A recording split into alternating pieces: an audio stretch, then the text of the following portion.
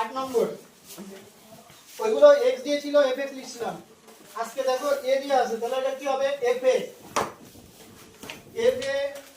সমান সমান ধরি fa সমান সমান 5a cube plus 11a square plus 4a minus 2। f এর মান -1 বসিয়ে পাই 5 into -1 cube plus 11 into -1 square plus 4 into -1 তারপরে -2। তাহলে এটা হবে, আচ্ছা বিজোড় সংখ্যা হলে মাইনাস থাকবে, এই কথা বলো না, পড়াটা বুঝো। আচ্ছা বিজোড় সংখ্যা হলে তো মাইনাস থাকবে, আর এটা জোড় সংখ্যা আছে তাহলে প্লাস হয়ে যাবে, -4 -2। এটা বুঝতে পারছো সবাই? একে স্কয়ার করি আর যাই করি একই থাকবে, 11 অক্ষে 11ই হবে, আর যেহেতু জোড় সংখ্যা আছে তাহলে প্লাস, আর বিজোড় সংখ্যা হলে কি হবে মাইনাস। আচ্ছা প্রথমে আমরা মাইনাস গুলো দেখব, -5 -4 -9 আর -2 কত -11, আর এখানে কি আছে +11, তাহলে হয়ে গেল 0। একটা নিয়ম আছে, যদি 0 হয় তাহলে ওইটা হবে উৎপাদক, মানে -1 বসিয়ে তো হলো, তাহলে 1টাকে যদি আমি বাঁদিকে নিয়ে আসি, হ্যাঁ বাঁদিকে যদি নিয়ে আসি তাহলে কি হয়ে যাবে a+1 হবে।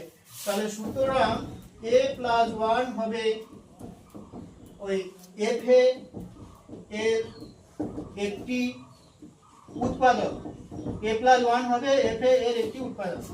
তাহলে এখন আমরা এখানে লিখতে পারি যে 5a cube plus 11a square 4a minus 2। এখানে একটা ঘর বাদ দিয়ে পরের থেকে শুরু করবে। পরের লাইনে a+1 তিনবার করে হবে, এখানে কিউব আছে তাহলে কয়বার করে হবে, তিনবার করে হবে। এবারে আমরা উপরের অংশটা মিলাবো। দেখো 5a কিউব করতে গেলে এখানে 5a স্কয়ার দিয়ে গুণ করতে হবে, তাহলে 5a স্কয়ার আর কত হয়ে গেল 5a কিউব হয়ে গেল।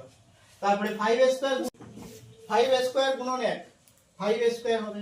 তো এখানে 5a স্কয়ার হয়েছে, কত ছিল 11টা স্কয়ার ছিল, তাহলে 5টা স্কয়ার আর কয়টা স্কয়ার হলে 11টা স্কয়ার হয় বলো, 6টা না, তাহলে 6 লিখতে হবে, তাহলে এখানে 6a লিখতে হবে, তাহলে 6a R a 6a square হয়ে গেছে, আর 6a অক্ষে 6a, আচ্ছা 6a লিখলাম, উপরে তো ছিল 4a, তাহলে দুইটা a বিয়োগ দিতে হবে, সেই ক্ষেত্রে আমাদের এখানে -2 লিখতে হবে, তাহলেই তো -2a হবে, আর -2 গুণন 1 -2। আচ্ছা এখানে a+1 দেখো বারবার আছে, তাহলে a+1 এখানে হবে, তারপরে অংশগুলো 5a স্কয়ার প্লাস 6a -2, হ্যাঁ এটাই উত্তর।